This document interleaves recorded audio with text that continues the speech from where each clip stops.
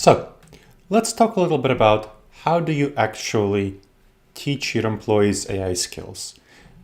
And the key here is that you don't teach them through lectures, because people are anxious around AI and lectures don't break through their anxiety. There was a recent Pew Research report that showed that 50% of Americans are more concerned than excited about AI. Only 10% are more excited than concerned, and 40% are equally excited and concerned. That means that a lot of your employees, a lot of the employees in your organization are going to be more concerned than excited. And to drive adoption of generative AI tools, you need to not just communicate top-down. You need to organize events where employees actually get hands-on experience with building AI tools. This is an active learning approach that's key to overcoming resistance and anxiety by giving people an actual opportunity to experience and demystify what generative AI involves. Now, there is a lot of evidence for this approach. Active learning studies show higher performance and fewer failures with an active rather than a passive learning approach. And creating actual products, artifacts, is tied to clear gains in learning achievement. You want your peers to provide visible peer proof. That's the fastest path to organizational change. And so what you want to do is create demos that turn working software into credible pilots. I'll give you an example. So I worked with the association with the American Society for Non-Destructive Testing to have a 2-day AI agent battle at its 2025 conference, where attendees built agents tied to real non-destructive testing tasks. We had a pre-event webinar where I set goals, patterns, and governance rules. And then at the actual event, we did a workshop and then a build session and then a demo session where the participants in the workshop demonstrated the outcomes to the whole conference attendees. And then there was a session of judging the best one. And then the winners got a bonus free registration to next year's conference.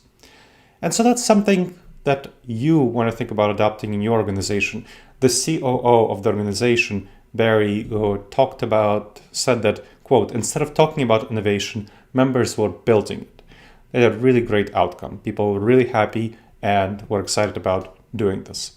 So thinking about your organization, you can do the same thing. You can organize a build day where you first have a workshop demonstrating how to build AI agent tools, and then you can actually go through and have your employees build these tools with an expert facilitator who will coach them on doing so, who will first lead the workshop and then coach them on building these tools, and then have an exhibit, demos where the employees demo their tools to the audience of all the employees at your organization, and then they can have a judgment where the best tool will be evaluated and the employees who build the best tool will be rewarded.